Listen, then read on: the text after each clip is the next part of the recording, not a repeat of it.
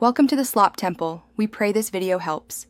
In this video, I will explain how to stop Roblox mobile lag. First, let's dive into your in-game settings. Tap the Roblox icon in the top left corner, then go to Settings. Change the graphics mode from automatic to manual. Next, reduce the graphics quality to its lowest setting. This significantly lessens the visual load on your device. Also, consider disabling any motion effects for an even smoother experience. These simple adjustments can make a big difference in reducing lag. Next, let's optimize your device's performance. Make sure to close all other applications running in the background. They consume valuable memory and processing power. Regularly clear your device's cache to free up temporary storage. For Android, you can usually do this in app settings. For iOS, offloading and reinstalling the app works. Also, ensure your device has at least 1 GB of free storage for optimal performance.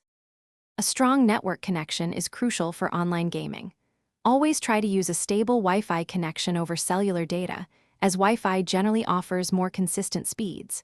For the best signal, play as close as possible to your Wi-Fi router, avoiding physical obstructions. If you're still experiencing network issues, try restarting your router by unplugging it for about 10 seconds and then plugging it back in.